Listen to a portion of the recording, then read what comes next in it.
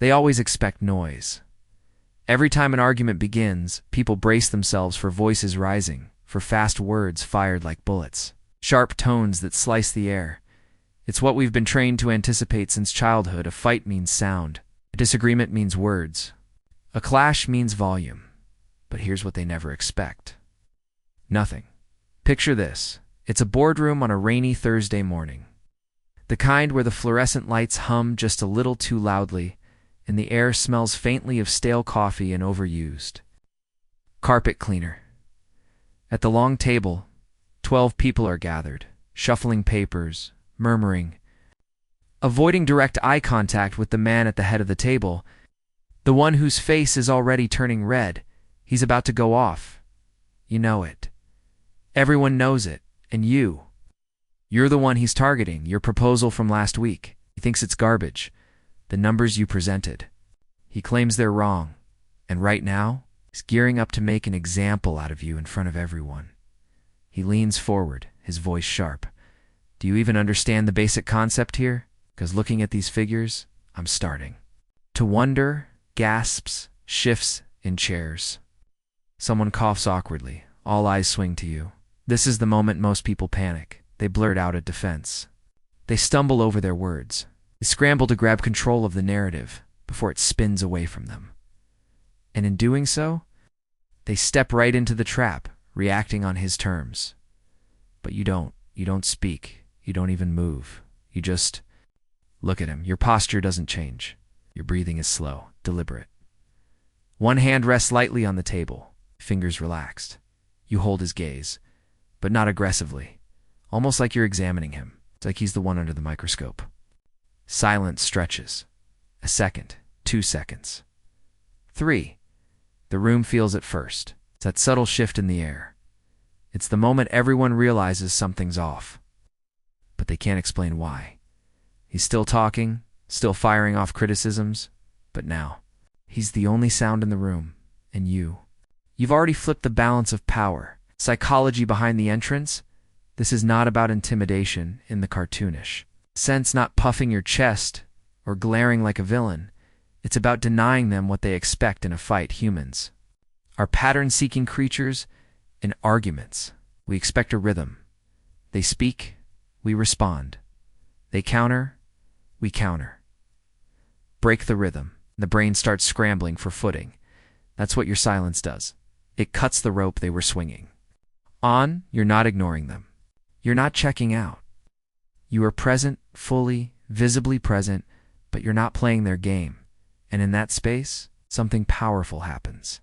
They start hearing their own voice too much. They become aware of every word, every tone, every slip. And without you lifting a finger, the weight of the conversation begins shifting toward you. Why silence feels like a weapon. Silence is unsettling because it forces self-reflection. And most people aren't ready for that in the middle of an argument. They want to project their anger outward. But your stillness turns the mirror back.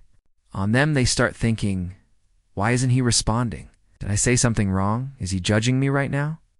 That's the beauty of the silent entrance. It plants questions in their mind before you've spoken a single word. Body language. Your first strike words may be absent, but your body speaks volumes. Posture. Sit or stand tall without being rigid. A slouched or defensive stance screams defeat. A relaxed, upright position says, I'm in control. Eye contact. Steady, but never aggressive. You're not challenging them to a duel. You're holding space. Micro-dash expressions. A slow blink. The faintest tilt of the head. These small, deliberate movements communicate that you're choosing to wait, not frozen in fear. Remember, in silence, everything is magnified. Every gesture becomes a statement, a real-world case. The professor and the student. I once heard about a university student who challenged a professor's grading in front of the whole class. The professor, known for being sharp-tongued, expected an immediate verbal counterattack when he criticized the student's essay. But the student didn't bite. Instead, she simply tilted her head, narrowed her eyes slightly, as if evaluating him, and said nothing. 10 seconds passed by. Then the professor was visibly uncomfortable. He cleared his throat, shuffled his notes. and softened his tone without even realizing it. The class could feel it. The power had shifted. The professor went from aggressor to self-conscious speaker. All because she refused to play the verbal ping-pong game. The entrance and practice your checklist when you know someone is about to challenge you. 1. Anchor. Let yourself physically plant your feet, loosen your shoulders, slow your breathing. 2. Claim space. Without words, keep your hands visible, but relaxed. Use slow, deliberate movements. 3. Lock the pace. Let them rush. You move at your own speed. 4. Weaponize the pause. Hold silence for just long enough to make them feel it. Think in beats. 3, 5, 7 seconds. You're not here to win by shouting louder. You're here to win by making them realize they've already lost, and they'll feel that in the first 30 seconds of your silent entrance, by the time you finally speak. Whether it's in Chapter 2's tactics or Chapter 3's final knockout, you won't just be in control of the argument. You'll be in control of their state of mind. Asterisk. The beauty of silence is that it's not empty.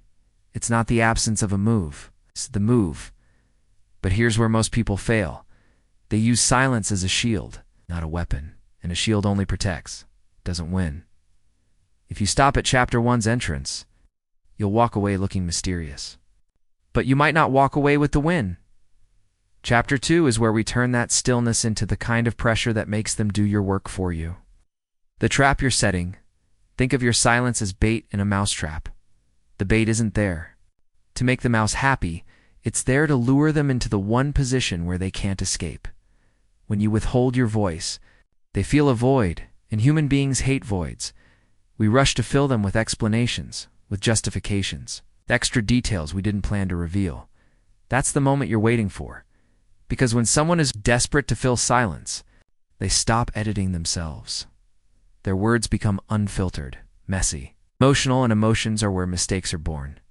A scene in action, the business negotiation. You're in a negotiation for a new contract. The other party has just given you their final offer, and it's insulting, nowhere near the value you bring. Most people, they'd immediately start defending their worth. They'd list achievements, throw in statistics, maybe even raise their voice a little to make the point. But you just sit back, you lean into your chair, fold your hands gently, and let the offer hang in the air like a bad smell. You don't frown, you don't nod, you just breathe. Seconds pass. The man across from you shifts in his seat. He clears his throat. Well, obviously there's some flexibility if... Boom, there it is. He just cracked. The longer you stay silent, the more he talks, until he's offering concessions. You never even asked for, and all you've done is give him the unbearable weight of his own words. Why it works? The self-disclosure spiral, psychologists call it verbal leakage. When someone feels compelled to talk without preparation, they reveal more than they intended, sometimes enough. To undo their own position completely, your silence makes them feel like they haven't convinced you yet. They might have offended. You're evaluating them. You know something they don't. That's the spiral. They talk to fix their discomfort. And in doing so, they dig themselves deeper. Body language, the bait without the bite while they're spiraling. Your body language needs to look like a locked safe, calm, unreadable, but present. The slow nod, not an enthusiastic yes, but a thoughtful, almost imperceptible nod that makes them believe you're processing. The neutral face, slightly softened features. No smirk, no frown. The goal is to make them project their own fears onto your expression. Controlled movement. Adjust your pen. Take a slow sip of water. Glance briefly at a paper. Each movement should feel intentional, never rushed. The twist, when you finally speak, this is where the silent argument turns lethal. The longer you've been quiet, the heavier your first words will land. So when you do speak, it has to cut like a blade, not through volume, but through precision. A few examples. In business, after a long silence, simply say, "That's not going to work for me." And then silence again. It forces them to scramble for a better offer without you lifting a finger. In a personal confrontation, after they've spilled their frustrations, you reply softly, "Are you finished?" It's not sarcastic, It's surgical. It makes them suddenly aware of how much they've revealed. And it shifts control back to you instantly. A case study: the lawyer in court, a defense attorney, once told me about a trial where the opposing lawyer kept hammering his client with accusations during cross-examination. Instead of objecting immediately, the attorney just watched, leaning slightly forward, chin resting on one hand. After the other lawyer had gone on for nearly 5 minutes without interruption, he tripped up, contradicting a key point he'd made earlier in the trial. The defense attorney stood, adjusted his jacket, and said only, "Let the record show the witness has just contradicted himself." One line, case swung in their favor, and it happened because he let the opponent talk themselves into a mistake. Your Silent Argument Playbook Chapter 2, Edition 1, resist the urge to rescue them if they start fumbling. Don't jump in to help the conversation. Let the discomfort. The private duel is one thing, but when eyes are watching, silence gains a second power. Shame, because now the person you're targeting isn't just filling the void for you. They're performing their panic for an audience, and an audience changes everything. In private, someone can tell themselves they didn't lose. In public, truth is reflected back at them in every glance, every smirk, every shifting chair. The stage is set. Picture this. You're in a boardroom. Half a dozen people are present. Some allies, some neutrals, maybe a couple of quiet enemies. A senior executive, the one who's been subtly undermining you for months, challenges you in front of everyone. They lay out their case, thinking they've cornered you. Their voice gets louder, more confident, and then they stop. The room expects you to speak. You don't. Your eyes move to them slowly, deliberately, like a spotlight being switched on. You hold that gaze, letting the seconds stretch. The air starts to change. First, slight shuffle from someone at the table. Then the sound of a pen clicking. Someone clears their throat. The speaker starts talking again, but this time, it's not the confident attack they began with. It's rambling. They're over-explaining, trying to win back the energy they just lost. They start repeating themselves, and that's when the audience begins to notice. The audience effect: why it hits harder in private. A person's pride is only bruised in public. It's shattered because the loss of composure isn't just felt. It's witnessed every second they talk, every word they overplay. The audience is quietly awarding you the upper hand, not because you said something brilliant, but because you didn't have to. And here's the hidden genius. When you finally do speak, you're not just responding to them. You're speaking to the room. Your words are the gavel, the verdict. It's a mic drop, all in one. Case study: the debate floor. A young politician once faced a veteran opponent in a televised debate. The veteran threw a rapid-fire barrage of criticisms, each one sharper than the last. When it was the young politician's turn to reply, he just looked at the man. The silence was deafening. The cameras stayed, locked on their faces. The audience shifted uncomfortably. After what felt like a lifetime, he said, "You sound very afraid," and stopped. No shouting, no counter-arguments. Just a scalpel across the jugular. The veteran froze. The audience reacted instantly, murmurs, even a few laughs. From that point on, the young politician didn't just win the debate. He owned the narrative. How to use the spectacle without backfiring. Public silence is powerful, but dangerous if you don't control it. Here's the method that turns it into theater without making you look passive. 1. Control the setup. Don't let someone ambush you. Let them think they've pulled you into the open. Position yourself where you can see the audience, not just your opponent too. Freeze the frame after they finish. Lock eye contact for a full 3 to 5 seconds. Let the audience feel the gap before you move. 3. Pick the killer line when you break the silence. Aim for something that's not just a rebuttal, it's a reframe. Example: it's a lot of words for someone with no evidence.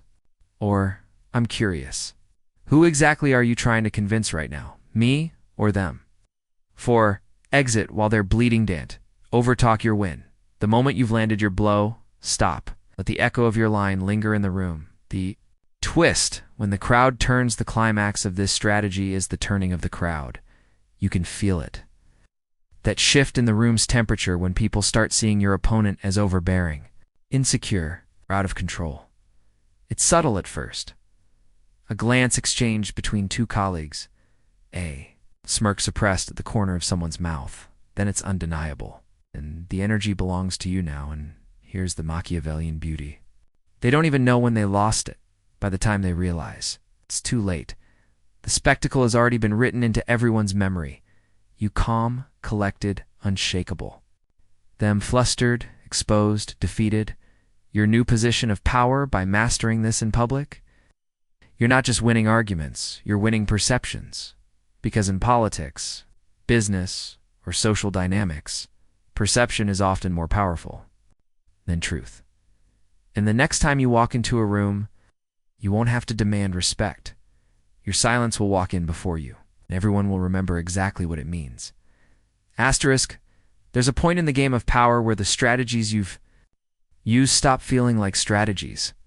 They dissolve into your skin, into the way you stand, into the way your presence bends the air in a room. You don't decide to go silent anymore. The silence moves through you like a shadow you've carried all your life. This is the moment when you're no longer using silence. You are silence. And that changes everything. Your name becomes a warning. It starts with whispers you'll never hear directly. He's different. Not the type you can read. Don't try to fill the space. They'll just watch you hang yourself. I don't know why, but when they go quiet, I get nervous. People talk about you before they even meet you, not because of flashy speeches, not because you dominate conversations, but because you don't. Because in a world where everyone is screaming to be heard, you've mastered the most dangerous response of all: nothing. By the time they're sitting across from you, they've already built a cage in their own mind, and you didn't even have to lift a finger to lock the door before you enter the room. Before you enter the room, imagine this. You haven't even arrived yet, and they've gone over their talking points 3 times in the mirror. They've told themselves they'll stay confident. Keep it light, not overthink. But the moment you step in without a smile, without a rush, without trying to project anything, the air shifts. Your reputation has walked in 10 seconds, before your body did. Every glance they throw your way carries a silent question. What are they thinking? What do they know? And you're thinking nothing. You're simply watching. The slow suffocation when you sit in silence. You're not just withholding words, you're forcing them to carry the entire weight of the moment.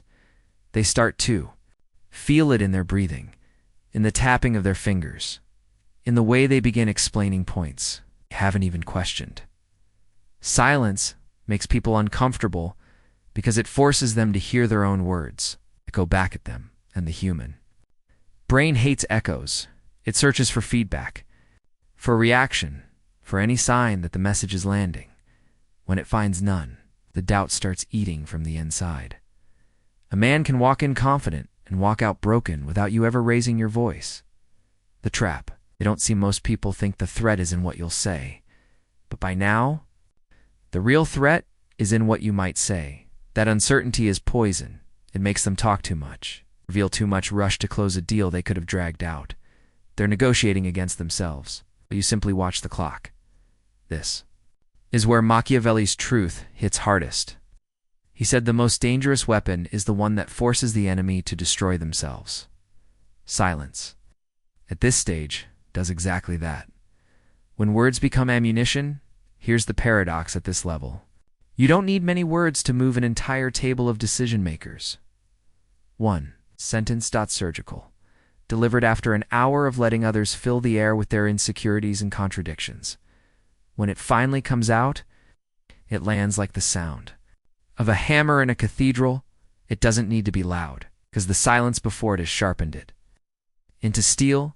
This is why people will start to say things like, they don't speak much, but when they do, you remember it. The unseen chessboard.